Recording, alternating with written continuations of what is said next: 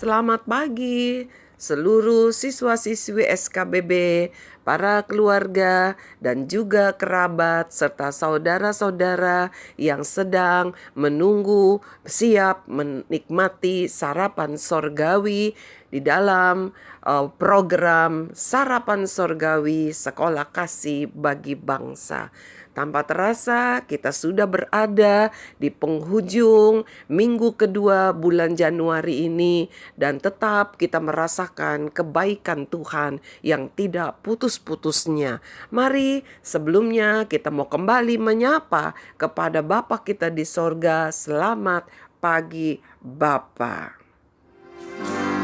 Selamat pagi Bapa, selamat pagi Yesus, selamat pagi Roh.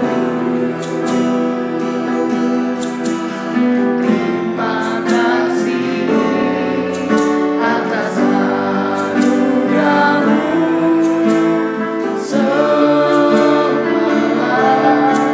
Kau berlalu, ku memuji, ku bersyukur, memuliakan nama-Mu. Allah Bapa, Putra Roh Kudus, terima kasih. Bapa dalam surga, selamat pagi.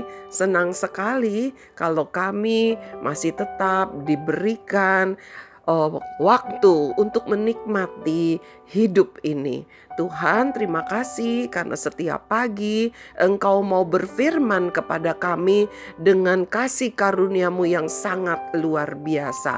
Mari ya Tuhan, terus berbicara dan kenyangkan kami, karena kami tahu firman-Mu membuat kami menjadi sehat rohani kami, menjadi sehat jiwa kami, dan kami juga menikmati kebaikan Tuhan di dalam hidup ini. Di dalam nama Tuhan Yesus, kami menantikan untuk dikenyangkan oleh firman-Mu. Amin. Kita mengucap syukur di dalam segala perkara karena ada kasih karunia-Nya di dalam hidup kita. Kalau kemarin dikatakan kasih karunia Tuhan yang paling besar dalam hidup kita adalah keselamatan di dalam Tuhan Yesus Kristus. Nah, hari ini kita mau baca firman Tuhan, Kisah Rasul pasal 13 ayat yang ke-43. Kisah Rasul pasal ke-13 ayat ke-43. Demikian firman Tuhan. Setelah selesai ibadah, banyak orang Yahudi dan penganut-penganut agama Yahudi yang takut akan Allah mengikuti Paulus dan Barnabas. Kedua rasul itu mengajar mereka dan menasihati supaya mereka tetap hidup di dalam kasih karunia Allah. Anak-anak yang Tuhan sayang, semua para pendengar, banyak sekali ada kesalahpahaman kalau agama Kristen adalah agama orang Yahudi. Secara aslinya agama Yahudi sampai hari ini tetap masih ada. Ya, tetap masih ada. Mereka tidak memakai Alkitab Perjanjian Baru seperti kita, tetapi mereka memakai kitab Taurat. Ya, kitab Taurat yaitu adalah 5 buku dari Kejadian, Keluaran, Bilangan, Kejadian, Keluaran, Bilangan, Ulangan, dan Imamat. Itu kitab Taurat ya, ditulis oleh Musa. Nah, anak-anak yang Tuhan sayang, nah pada waktu itu dengan pemberitaan para rasul di seluruh wilayah Yerusalem sampai ke Antioquia, sampai ke banyak tempat lagi, ternyata banyak juga orang-orang Yahudi yang takut takut kepada Tuhan, yang sungguh-sungguh beribadah, dan mereka menerima Yesus Kristus sebagai juru selamat mereka. Kenapa bisa begitu? Karena orang Yahudi sampai hari ini di dalam agama Yahudi mereka masih menanti-nantikan Mesias. Padahal Mesias itu sudah datang 2000 tahun yang lalu, yaitu Yesus Kristus Tuhan. Tapi mereka menolak, bahkan mereka menyalibkan. Nah, pada waktu para rasul itu terpencar-pencar begitu ya, mereka tetap memberitakan Injil, kasih karunia, keselamatan di dalam Yesus Kristus Tuhan. Banyak orang Yahudi menjadi percaya dan mereka menerima Yesus Kristus Tuhan sebagai Mesias yang mereka nantikan. Lalu ketika saat itu Paulus dan Barnabas terus memberitakan, mengajar mereka tentang ajaran Kristus Yesus Tuhan. Setelah selesai ibadah, orang-orang Yahudi yang menerima Kristus ini mengikuti Paulus terus. Kenapa? Mau minta uang, traktir makan? Bukan. Mereka sangat rindu sekali. Mereka rasanya belum puas, belum cukup. Mereka begitu haus secara rohani. Mereka begitu lapar secara rohani. Mereka ingin mendengar lebih lagi tentang Yesus Kristus Tuhan. Dan saya berharap bahwa saya dan setiap kita yang menikmati sarapan sorgawi pagi ini tetap mempunyai kerinduan, kelaparan rohani, kehausan rohani akan firman Tuhan. Ya, jangan pernah merasa cukup untuk mengerti firman Tuhan. Mari terus kita mau lebih lagi mengenal Kristus Yesus Tuhan lewat firman-Nya yang ada di dalam Alkitab. Lalu apa sih yang dilakukan oleh Paulus dan Barnabas? Apakah mereka mengusir kedua orang itu, orang-orang Yahudi itu? Tidak. Kalau kita baca di dalam ayat yang tadi, ayat yang ke-43, dikatakan kedua rasul itu mengajar mereka. Jadi karena mereka ingin lagi mendengar, ingin lagi lebih mengerti, kedua rasul itu tanpa lelah mengajar, menjelaskan lagi. Dan katanya menasehati supaya mereka tetap hidup di dalam kasih karunia Allah. Wow, hari ini kuncinya itu. Ya. Judul firman Tuhan pagi hari ini tetap di dalam kasih karunia Tuhan. Kenapa? Ternyata ketika kita sudah menerima kasih karunia Tuhan, kita bisa aja keluar dari kasih karunia itu. Kok bisa ya? Kita baca yuk ayatnya di dalam Ibrani pasal 12 ayat yang ke-14 dan 15. Ibrani pasal yang ke-12 ayat 14 dan 15. Ya. Berusahalah hidup damai dengan semua orang dan kejarlah kekudusan, sebab tanpa kekudusan tidak seorang pun akan melihat Tuhan. Ayat yang ke-15. Jagalah supaya jangan ada seorang pun menjauhkan diri dari kasih karunia Allah, agar jangan tumbuh akar yang pahit yang menimbulkan kerusuhan dan yang mencemarkan banyak orang. Rupanya ada hal-hal yang penting sekali harus kita ingat, harus kita catat di dalam hidup kita, bahwa meskipun kepada setiap kita sudah diberikan kasih karunia keselamatan, tetapi kita harus tetap ada. Jangan keluar dari kasih karunia Allah. Jangan sampai meninggalkan kasih karunia Tuhan. Bagaimana caranya kita bisa keluar? Bagaimana kita bisa meninggalkan kasih karunia Tuhan? Ayat yang ke-14 bilang begini, berusahalah hidup damai dengan semua orang. Kenapa? Kalau kita hidup dalam kebencian, hidup di dalam iri hati, hidup di dalam permusuhan, maka tidak akan ada damai. Jadi Tuhan mau supaya kita membawa damai, hidup di dalam damai. Bagaimana? Mengampuni. Mungkin orang tidak mengampuni kita tanpa alasan membenci kita, tanpa alasan menyingkirkan kita, tetapi itu tidak penting. Kenapa? Karena di dalam diri kita ada kasih karunia Allah. Dan kita harus hidup berdamai.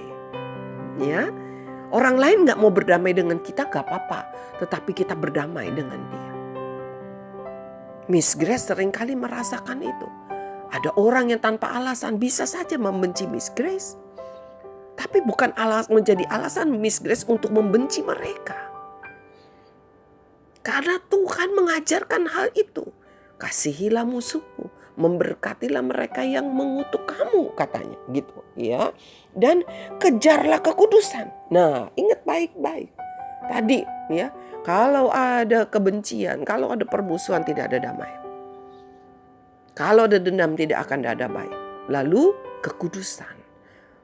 Perhatikan baik-baik. Kekudusan ya. Ini bicara apa? Yo, anak-anak TK, perhatikan baik-baik perkataanmu. Ya.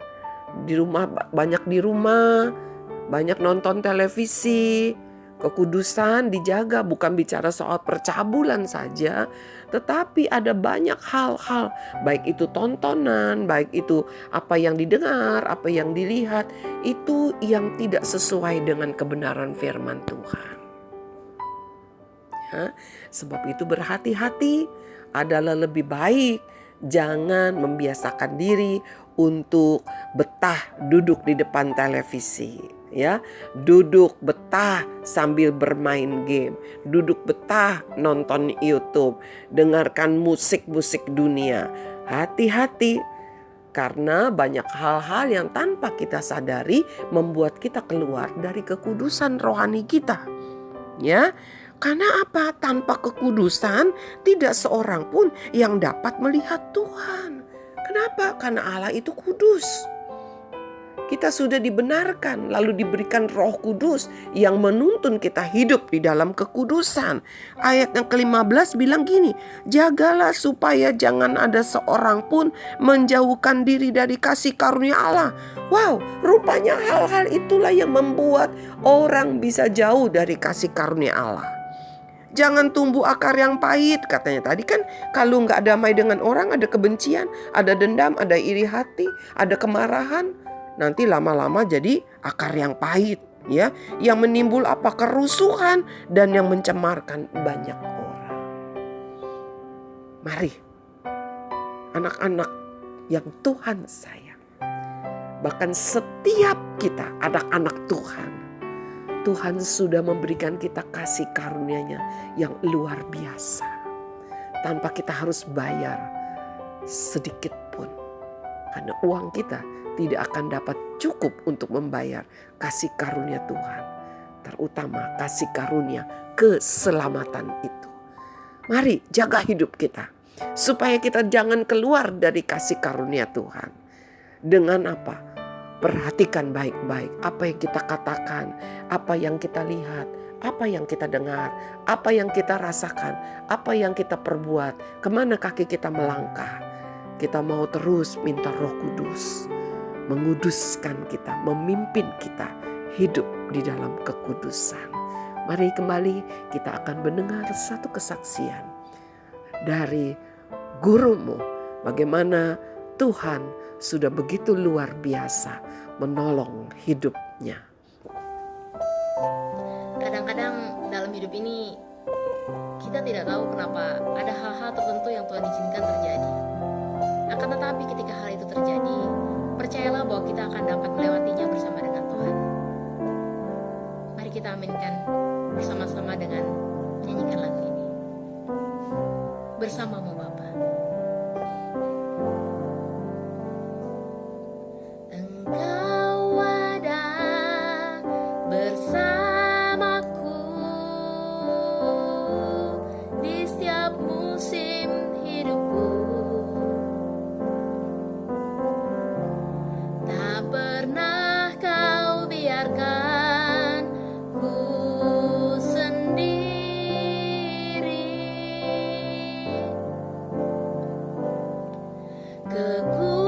Kekuatan di jiwaku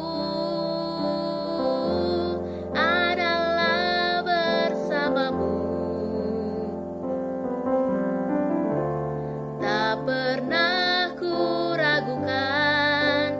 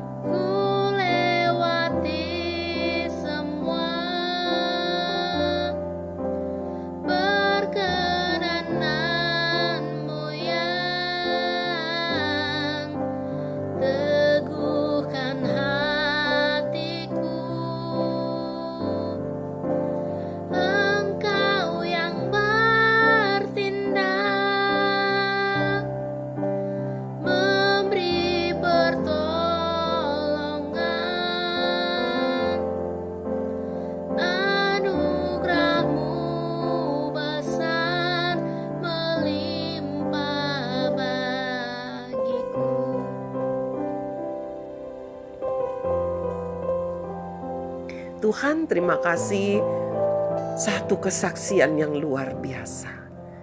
Terbukti lagi bahwa kasih karunia Tuhan tidak pernah meninggalkan setiap kami. Untuk kesaksian yang baru kami dengar, terima kasih ya Tuhan. Terbukti bahwa Tuhan tidak pernah berdusta. Tuhan, biarlah Roh-Mu yang kudus terus memimpin kami, agar kami melihat seperti Engkau melihat, agar kami mendengar seperti Engkau mendengar, agar kami memikirkan apa yang Engkau pikirkan, agar kami merasakan apa yang Engkau rasakan, agar kami melakukan seperti apa yang Tuhan inginkan, agar kaki kami melangkah di jalan-jalan yang Tuhan inginkan, sehingga Tuhan, kami tidak keluar dari kasih karunia-Mu. Meskipun banyak hal yang menghimpit kami, banyak hal yang membuat kami menjadi lemah, banyak hal yang membuat kami menjadi takut dan gentar, tetapi Tuhan, kami mengucap syukur karena Tuhan mengasihi kami dan Tuhan tidak pernah menyesal untuk memberikan kasih karunia kepada kami. Terima kasih ya Bapa, berkati seluruh para guru SKBB, para karyawan, terutama guru-guru kami yang terpapar dengan COVID. Kami tahu Tuhan boleh izinkan itu terjadi. Bukan karena tidak ada kasih karunia Tuhan. Justru di saat kelemahan makin nyata kasih karunia-Mu. Terima kasih ya Bapa untuk pemulihan yang luar biasa yang Tuhan kerjakan di tengah-tengah kami. Bahkan hamba percaya bahwa setiap anak-anak siswa-siswi SKBB, seluruh anak-anak Tuhan di kota ini, di negeri ini, ada di dalam kebaikan Tuhan. Bahkan kami lepaskan shalom bagi bangsa kami. Kami lepaskan bagi seluruh saudara sebangsa kami. Meskipun mereka berbeda agama, mereka berbeda suku.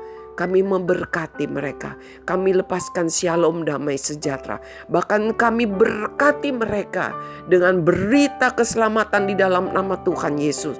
Supaya makin banyak lagi orang-orang yang boleh menerima Kristus sebagai juru selamat mereka. Terima kasih ya Tuhan. Terima kasih Yesus. Terima kasih Roh Kudus. Kami mengucap syukur hanya di dalam nama Tuhan Yesus. Amin. Tuhan tidak pernah berdusta. Biarlah kita tetap ada di dalam kasih karunia-Nya. Jangan keluar. Sampai bertemu di hari Senin. Tuhan Yesus memberkati.